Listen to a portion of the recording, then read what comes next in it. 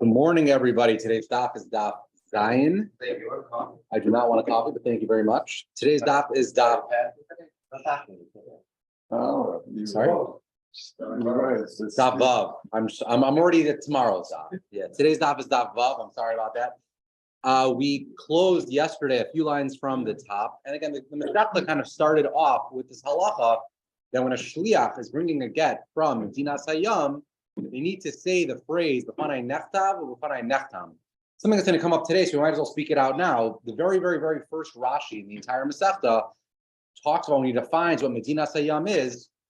Rashi says that Kol Chutz La'aretz Kari La Medinas Hayam Bar Mi Bavel. So whatever reason, already from the get-go, Rashi kind of points out that Bavel has a bit of a unique status. But the bottom line is that when shliachs come from Medinas Hayam, they have to say B'fanai nechtav, B'fanai nechtam. We had a very long sugya that's still ongoing as to understand exactly why. Is it because what we saw yesterday was everyone really agrees that the chief concern is that we won't be able to find the Adam on the star, and therefore if the shliach comes and he says for some reason that helps. We saw that Rabbah and others as well might also have a secondary concern of places that are in Medinas Hayam. Their sofrim might not be makbid and might not necessarily have done it lishma. So we want the shliach to specifically say, I saw the get being done properly. But one of the things that we saw towards the end of the daf yesterday, the very last thing we saw was we had a bit of a digression. When a shliach says, what did he exactly have to see? There were a few different shitas. The last thing we saw was Rav Ashi had a big chiddush. You don't even have to literally see anything. You literally just to hear the sofer writing on the scroll. And why don't we pick up, I know we did this yesterday, but let's pick up again from the Tanya Kavaseh, it's the top line, Vav Amid Aleph. Tanya Kavaseh to Rav Ashi, we have a brisa supporting Rav Ashi. The brisa says as follows: the maybe get me Medinas Hayam Hilu Uba bias. The sofer ba'aliyah, even if the shliach was only in the house, but the sofer was in the attic. Uba aliyah, the sofer bias, or the shliach was in the attic and the sofer was in the house. Apilu nichnas v'yotze kolo yom kulo. And even if you're kind of walking in and out, kosher, it's still okay. So the Gemara said, Uba bias, the sofer ba'aliyah lo kachazile. What do you mean? You didn't see the guy doing anything. So it must be supporting Rav Ashi's chiddush. You didn't see anything, but you heard the sofer writing. You heard the quill on the parchment. Okay, so this is where we're gonna pick up. So Amar Mar, quoting that brisa, the brisa said even if you're just kind of walking in and out, still kosher. So the Gemara says, Man, who's the one that's walking in and out? If you're going to tell me it's the shliach and he's walking in and out while the sofer is doing the writing, if you're going to tell me that even if you didn't see him at all, because they were on different levels, and still that's kosher. So nichnas v'yotzim ebaya. So the fact that he's coming in and out and kind of sees him a little bit and then walks out and walks back in, of course it's going to be okay. If you don't have to see him at all, of course you can see him a little bit. So Ella sofer, it must be that the sofer is the one that's walking in the house and then leaving and then walking back in and finishing up. So the Gemara says Pshita, mishum de nichnas v'yotzei nifsaline. Like, why would we think that the sofer has to do this all in one shot? Like, why can't he do a little bit and then walk out and get a drink and then come back? What's the problem? The Gemara says, Lo tzricha dinafak l'shuka. So maybe he literally left to the shuk and came in. Ma'u desema ina shachrini ashkeche. But Amar le kamash malan. And maybe we have there's maybe a chash that the guy was writing a get for Avram divorcing Sarah, goes to the shuk, finds an Avram that needs to divorce the Sarah, a different one, and then all of a sudden he comes back. He's like, "Wow, you're paying me a little bit more. I'll do the get for you." And there would be some sort of concern like that. Clearly, this is a concern because there's so many sugyas that talk about this. I think in those days it was not nearly as common for people to have two names. So I think like everyone had one name, and maybe in smaller towns it's like not that many names to choose from. Clearly, this was a bigger concern. Nowadays, it's like my name is Levi Naftali. My wife's name is Ilana Bela Chandel. I don't think it's ever going to, so what are the odds that you're kind of either way? But moving on to the next sugya, that's what I'm saying. Not to mention, it's also the parents' names, right? So my wife's Ilana Bela Shendel Bas Pinchas Shimon. Like, what are the odds that you're finding? But in those days, maybe this was more common. Either way, the Gemara says Itmar, Bavel. So what about Bavel? We said Medinas Hayam. If Shliach comes from Medinas Hayam, they have to say B'fanai nechtam. What is the status of Bavel? So Rav Amar to Eretz Yisrael Legitin. Bavel is just like Eretz Yisrael when it comes to a get, and therefore a person would not need to say B'fanai nechtam. Shmuel Amar Kachutz. Shmuel argues, and he says no. Bavel is like any other place in Chutz La'aretz. So Lema B'Hakam Yiflagi. Maybe this is what they're arguing about. Tomorrow, Saval B'Shem B'Kiyan L'Shma Rav's concern was that it's Ein Mekiyin Lishma Bahani Gemiri, and people in Bavel, it was one of the Torah centers, of the world. So therefore, they know as well as anybody. So I don't have that concern. Umar Savar and Shmuel says in the Kaimo. Our concern is whether you're going to be able to find the Edom Bahani Nami Lo Shlichi, and within Bavel, it's not, people don't travel as much. It's worth pointing out because the Gemara is going to, throughout the sugya, we're going to see a different question. But right now, it seems to be the question is within Bavel. So it's not someone in Bavel coming to Eretz Yisrael. It's within, from Surat and Ardad, Kumpadisa. That's really what they're dealing with now. Within the Medina of Bavel, would someone need to say B'fanei Nechtam or not?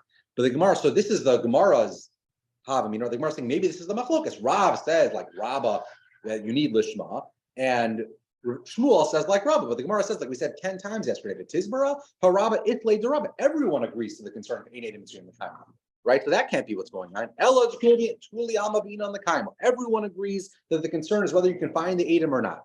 Rav Savar came in the Ikamasifda Mishkach Shlichi. Rav says that since there are big yeshivas in various towns in Bavel, so between Bein Hazmanim, people are coming here and whatever it is. So people are familiar with the various towns, and therefore we don't have this concern that you're not going to know who those Edom are. Shmuel Savar Mesipta B'Gir Sayu Treaty. Shmuel says, I agree with you, there's a lot of yeshivas, but these are yeshiva bakrim. Try to have a get and go over to a yeshiva guy and be like, hey, do you know so-and-so? You'd be like, I don't know what you're talking about. Like, I come and I learn and I don't know. So that was kind of the machlokas. Idmar Nami, Amar of Abba, Amar of Huna, Athinu Atzmenu Bebavel, Ke'eretz Yisrael Gitin, Miki Asa Rav Lebavel. So the rye over here is to say that the difference between Bavel and other places in Chutz La'aretz isn't so much that they were Beki and Lishma, because what the Gemara just said was the status of Bavel changed when Rav came to Bavel. Bavel was a Torah center in Yiddishkeit ever since, Galus Yechania, right? Ever since the destruction of the first Beis Hamikdash. But so clearly, if the only concern was, do our Sofrim know that they have to do it Lishma for hundreds of years prior to Rav, that wouldn't have been a concern.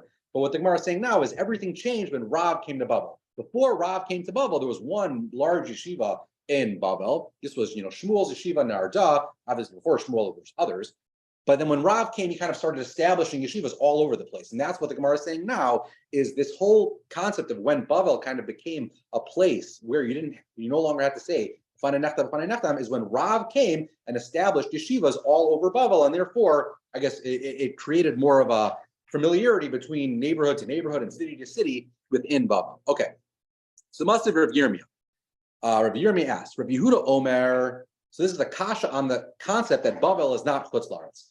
So Rav Yehuda, this is a quote from our Mishnah. Rav Yehuda Omer Rekem LeMizrach, they Rekem Pimizrach. So the end of the Mishnah kind of talked about how to define the territory of Eretz Yisrael for this halacha. And Rav Yehuda said that to the east, the border is Rekem, and Rekem is to the east of Eretz Yisrael. It's not considered Eretz Yisrael. Ashkelon L'Daram, to the south, it's Ashkelon. Ashkelon Kidaram. May Akko L'Tzafon, to the north, it's Akko. But Akko is Kitzafon. I'm sure Yoel spoke this out. We don't say anything about the west because it's just the Mediterranean, right? We don't need a border to the west. That one's kind of obvious. But the question is, Bavel L'Tzafon ad Eretz Yisrael. Kaima. Bavel is to the north of Eretz Yisrael. It's actually probably more like northeast, I think, right? It's Iraq. East. East. You have to travel there from, you can't go across the desert. You have to go up. All right, very good. Yeah. Along the, I'll be honest. I literally looked at Google Maps yesterday. I'm the worst at geography. So I was like, where is Bavel? Either way, but the point is, Bavel is to the north, to the east, whatever it is. Tichsev, the pasuk says, "Vayomer Hashem Elai mitzafon tipatach hara." This is a pasuk. This is in reference to Galus Bavel, and you're saying this. This disaster is going to come from the north. Right, you almost have to wonder, if I could Google it, why do we need a pasuk to tell me where Bavel is? But either way, the point is, Bavel is, the pasuk tells us Bavel is to the north. Utznan, and the Mishnah says, Rav Meir Omer Akko Ke'eretz Yisrael Legitin. Rav Meir, who argued with Rabbi Yehuda, and he said, no, Akko isn't like Medina Siyam. Akko is like Eretz Yisrael. But Afilu Rav Meir Lo Ka'amar Elaba Akko Demikrava. Even Rav Meir, who argued on Rabbi Yehuda, said that maybe Akko itself is like Eretz Yisrael. Aval Bavel Demerchaka, but Bavel, which is even further to the north, Lo. And again, the basic question is, how can you tell me that Bavel is like Eretz Yisrael?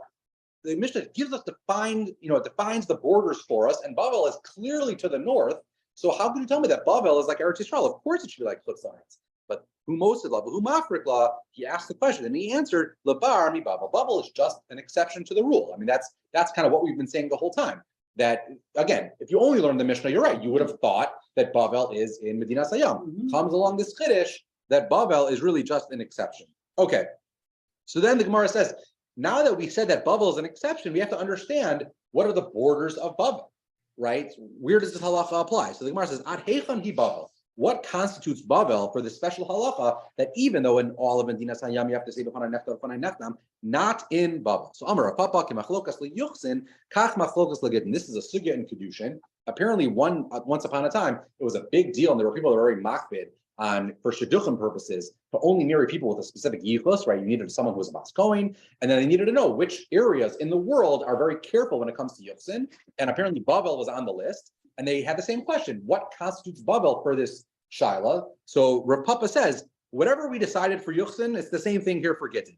Rav Yosef says no. Machlokas liyuchsin aval Gittin. That's a sugya for Yuchsin. Aval Gittin is a little bit different. It's divrei hakol at arba tinyana de gishra. It's the second willow swamp past the bridge. This obviously meant something if you get to be there, I suppose. But it's like if we were trying to, you might say something like here, it's the bean in Millennium Park, and that means something to us. It won't mean something 1,000 years from now. People living in Bavel, they can be like, I don't know what that bean was in some park. But it's the same idea, presumably, that there was some landmark, the second willow swamp past the bridge, that was Bavel for this purpose. Okay. So Rav Chizda, moving along. So Rav Chizda mitzrich me'aktispon lebe ardashir. There was a town, these were in Bavel, from Aktispon to Bei Ardashir. People came from Aktispon to Bei Ardashir. Rav Chizda required the shliach to say, but Bei Ardashir, the Aktispon, lo mistrich. But going in the other direction, he did not require it. So Lema Kesavar, Levisha Ein B'Ki and Lishma. That must be what's going on over here. His concern was Levisha Ein B'Ki and Lishma. One of these towns was, had more learning than the other, and therefore Sofrim in one town can be trusted, and the other town they can't. But again, the Gemara asks, we've seen this kasha now 10 times. V'hani Gemiri, but the Gemara says the Tizbara, V'harabba, Islay Rabba. Everyone agrees that the real concern is Ein Edom Mitzvah the Kaimo. So that can't be what's going on over here. That can't be why Rav Chizda would only require one direction, not the other. So Ella, the Kuli Alma B'Inan the Kaimo, V'hani Kevan the Avd the Shukah Lahasam Hanachiyadi B'Chasimos Yada Dahani. So Aktispon must have been the bigger town, and folks from Bei Ardashir would come to Aktispon to buy merchandise, and they would buy merchandise on credit. And therefore, the folks that lived in Aktispon had checks from the guys from Bei Ardashir, and they knew their signatures. They were kind of familiar. So if a get came with signatures from Bei Ardashir, the folks in Aktispon, they would kind of know where to find them, or at least they would know people that might know where to find them. But in reverse, Vahani, but the folks of Bei Ardashir, but Hanach lo yadi, right? My time of Shukayu treaties. It wouldn't go in the other reverse, right? If I write my name on a check, or even if there's a contract or something, I'm not as focused, right? The person who needs the money, who's collecting the money, they're going to be focused on the signatures. In the reverse, the guy's not as focused. I mean, I'm focused more on buying my merchandise. I don't really care about the signatures of whoever's selling me the merchandise. So Rabba bar Avua, mitzrich me arsa la arsa. Rabba bar Avua required people to say, even if they were coming, me arsa la arsa. The way Rashi explains, this almost sounds like nowadays some sort of like subdivision or like development, some sort of like smaller neighborhood. So from neighborhood to neighborhood, he required people to say it. Rav Sheshet mitzrich mishchuna the shchuna. Rav Sheshet required it. Shchuna normally is defined as like a neighborhood, but if you look at Rashi, it sounds like it's stam shchuna shlosha batim. It's almost like it's even smaller than a neighborhood, almost like a block or something along those lines. The Rava mitzrich ba'osa shchuna, and Rava himself required it even on the same, again, within the same 3 houses of some sort. Rava required a shliach to say b'fanai nechta b'fanai nechta. The Gemara says Rava, who the Amad Visha Ein Edom Mitzvah the Kaimo. Rava's been the one this entire sugya for 6 blot now, who's been saying the problem is we're not going to be able to find the Edom. How can you tell me that he's going to require someone to say b'fanai nechtam if people live on the same block? Clearly, you know your neighbors, right? If you can borrow milk from these guys, then you're going to know who they are if they're signed on a get. So Rava is more machmir, right? Rava's the most machmir. Right, but Yeah. even more than Rav Sheshet. Even more than Rav Sheshes, and even more than more than Rav More Sheshes. than Rava, but Yeah. More than But the Rav question Sheshet. is, if your concern, Rava, is that I'm not going to be able to find the Edom later on, should the husband come and say this is a bad get, why would you be concerned about your neighbors? You know your neighbors, Right. right? Still. So Shiny, B'nai Mechuzah denied. Rava was the Morda Asra in Mechuzah. And he said that specific town where Rava was from, they were all businessmen and they were always on the go. And therefore, you might not even know your neighbors. I mean, you don't see them all the time. Just really, really, really fast. First of all, two things that I think are fascinating. The larger Tosfos, the second to last one, asked the question like, Mechuzah's in Bava. We've been saying this whole day so far that Bava was an exception to the rule. So, but Tosfos answers that this is Mechuzah may have been an exception to the exception for various reasons. But I think even more fascinating, look at the very last Tosfos on the page, Shiny B'nai Mechuzah Denaidi. Let's just read it inside quickly. Mikan, from the fact that Rava required even neighbors to do this, to say, Fanai Nechtam, Fanai Nechtam. So Mikan poster Kabenu Tam, Dehashta Bezman Hazeh, Sorach Lomer B'chol Makom, B'fanai Nechtam, Ach Lagav the Kaimel on Karava Davar the Pisha Ein between the Kaimel, Below Mishum Lishma, Mikal Makom Tzarech, Dehashta B'kol Makomos Denaidi Kanei Mechuzah. Nowadays, I'm sure if we asked Rabbi Reese, he would say that even if you have, people from Chicago or whatever it is, if the husband's not there, which I'm sure happens more often, I'm sure it happens often, right? A husband doesn't want to be in the same room or whatever it is, and they appoint a shliach, they still require, even if you have like hush of Adim and whatever it is, you probably still require the people to say, B'fanai nachta, B'fanai nachta. Okay. Either way. So we're 3 lines from the bottom on Vav Amid Aleph. So Rav Chanin, Rav Chanin was saying over this Maisa, and he said, Rav Kahana Aisi Geta, Rav Kahana was bringing a get, below Yadana, Imasura Lan Harda, Iman Hardula Surah. And he didn't know if this get originated in Surah and it was now in Harda, or if it originated in Harda and it was now in Surah. And he didn't know if we needed to say, Fanai Nechtam, Fanai Nechtam. So Asal made the Rav. And Amar like, Tzrich L'Lemeir Fanai Nechtam, Fanai Nechtam, oh, Lo Tzrich. So he asked the Shaila to Rav. Amar Le, Lo Tzrich. You don't need to, we're in Bavel. I mean, this is what we've been saying, that Bavel's an exception. But, turn the page, but the Avdis Ahanis, if you do, even though you don't have to, if you do, it's going to help. So the Gemara says, "My Avdis Ahanis." What does this even mean? So the Asi Bal Ma'arer Lo Mashkechinam Be. That if the husband comes and says this isn't a good get, but you've said we're not going to listen to the Baal. And the way the Rishonim speak out, what's happening over here is you would have had a Havamina that where it's required, where we're coming from a Dina Sayam, and it's required. So then if you say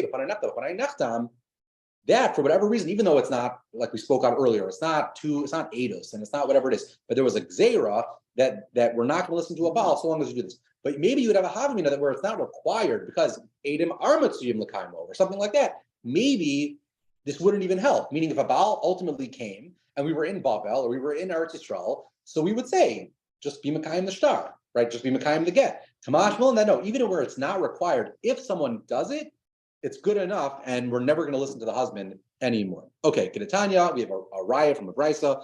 Ma'aseh ba'adam echad shehevi get lifnei Rabbi Yishmael. A person came and he brought a get to Rabbi Yishmael. Amar lo, tarach ani lomer v'fanai nachtam. Oh, any tarach. Do I need to do this or do I not need to do this? Amar lo, Rabbi Yishmael said to this man, B'ni mehechanata. Where are you coming from?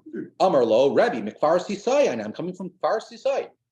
We're going to see later on where that is. So Amar Lo, so Rabbi Shmuel said to this person, you do have to say it. Why? So that we won't have to worry about later on, should the husband come, having to go find Adim.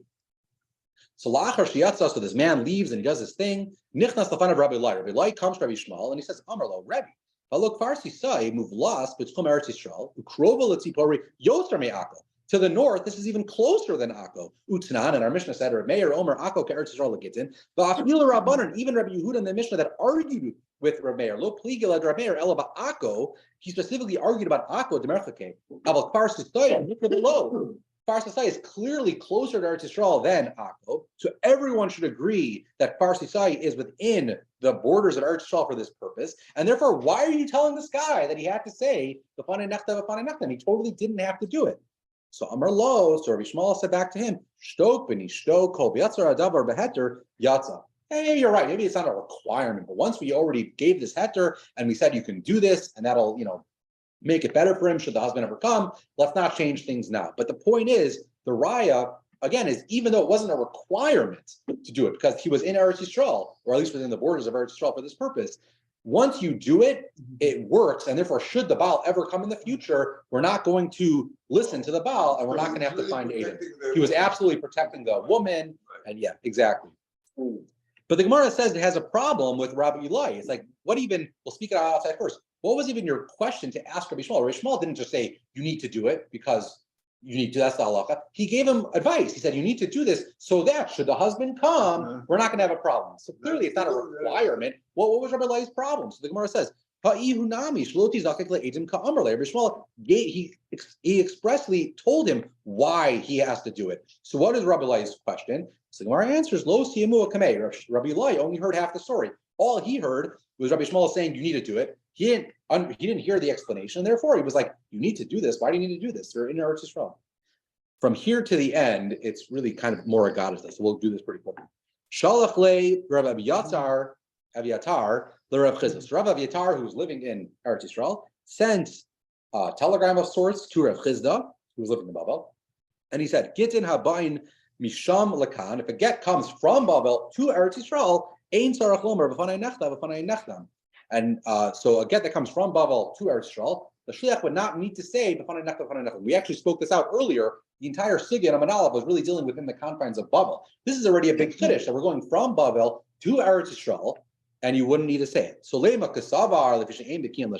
you'll tell me that the reason for this halacha is that the concern is that sofars are not the key in lishma, but in Babel the hani gemiri, what the Gemara said for the 11th time, right?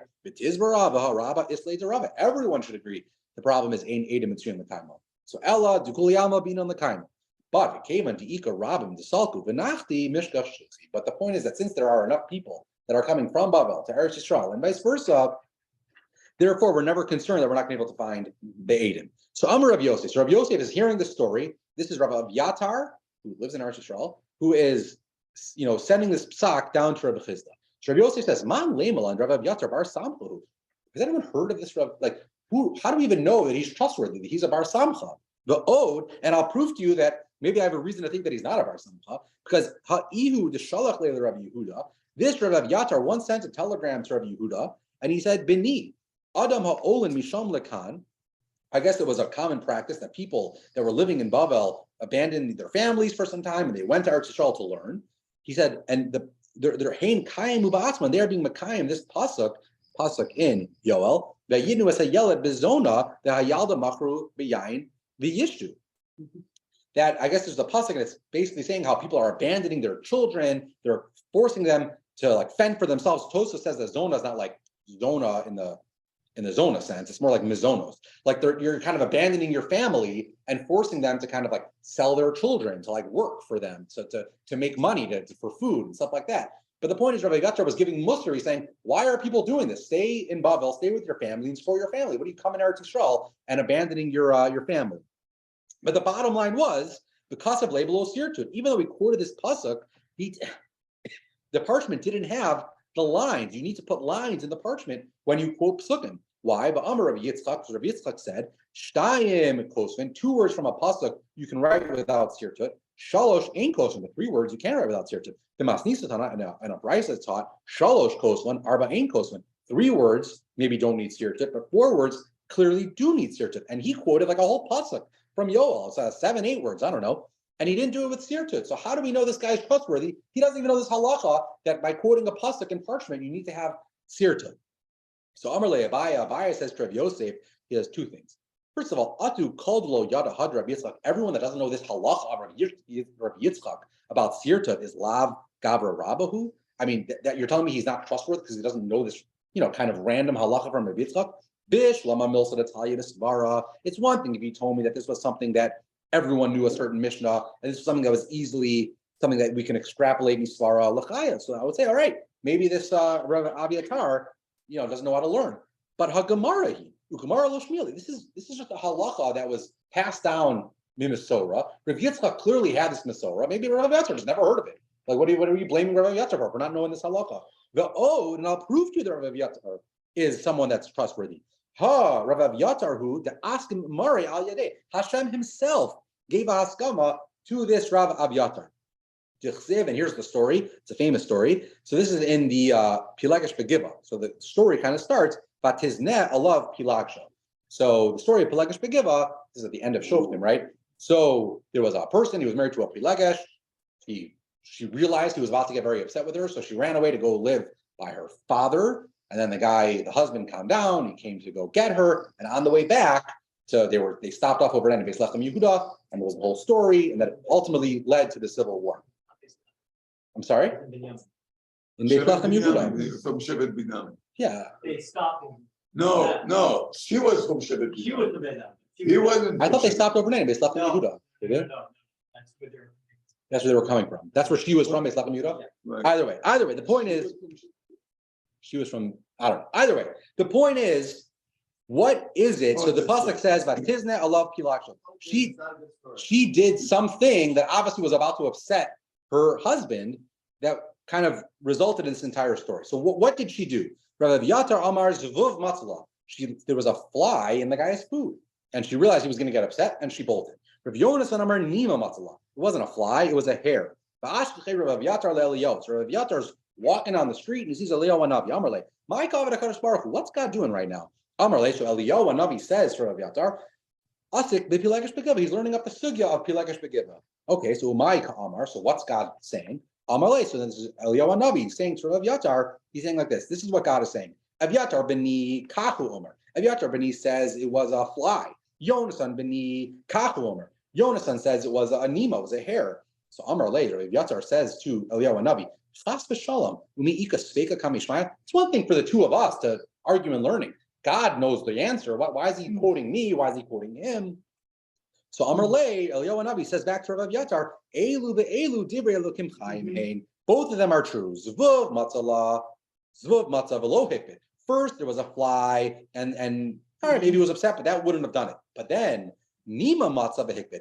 Then he found the hair, and that was the straw that broke the camel's back, and that's what was going to get him very, very upset. Amar Rabbi Yehuda, a different shot, Zvuv v'ka'ara, the fly was in the food, the Nima ba'osamakom, and the hair was ba'osamakom. Zvuv mi'isusa, I mean, a fly in your food is gross, but Nima is a sakanta. But a hair ba'osamakom could be a sakana, Ayin Rashi. Ika da Amri, or maybe you can learn Idi Vikara, both of them were in the food. Zvuv, Sonsa. Listen, if a fly falls in your food, what are you going to do, right? It happens all the time. Sickest time, right? And bugs, they fly, they have a mind of their own. But the Nima, Pshiusa, but a hair in your food, that's already a Pshia on whoever was preparing the food, and that's what got them all upset. But the point of the story is Abaye saying to Rav Yosef, clearly this Rav Yatar is someone special because, God was kind of masking to what he was saying. You could also just ask, I don't know, just having a conversation with Eliyahu Navi, that sounds pretty impressive too, but that wasn't as impressive, I suppose, as God literally learning Torah from Rav Yatar. Either way, just continue. Tomorrow's entire daf is going to be Agadata. So Rav Chizda said, Amar Rav Chizda, La'olam al yatil adam ema yesera b'soch beso. A person should never, instill fear inside his house. You see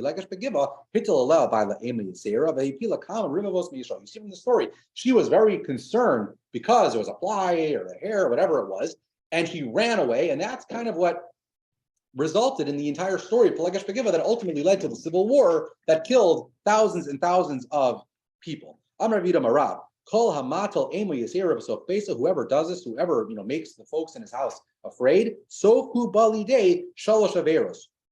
We're going to result in the three massive averos: Gilui Arayos, Shvichas Damim, Bechilul Shabbos. The third one's a little random, but Rashi basically says, what do you mean Gilui Arayos? Yeah. Imagine a wife, she wasn't able to go to the mikvah for whatever reason when she was a nida. The husband's going to come home. She's going to be like, did you go to the mikvah? She's going to be scared to say no, so she's just going to say yes, and there's going to be Gilui Arayos or Shvichas Damim, like this case, right? And Chilul Shabbos is kind of a random one, but it makes a lot of sense. The guy's in shul, she forgot to turn the fridge light off, or she forgot to turn the crock pot on, or she forgot, whatever it was, and he's going to come home. She knows she's going to be all upset, so she's just going to do it and think about it later. So therefore, that's basically these examples.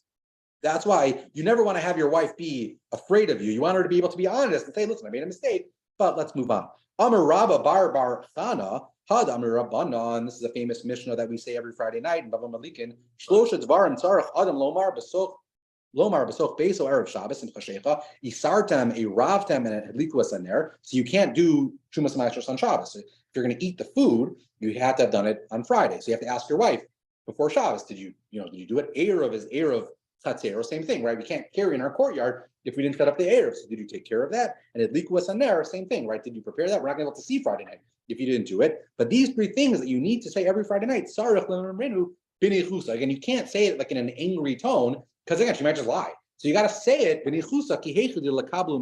One last line. Amar Ravashi, Ana lo shemiya li hadar Rav Chana. I never heard this, but But again, it's just logical. If you want someone to listen to you, you should say it in a way that you're gonna be agreeable.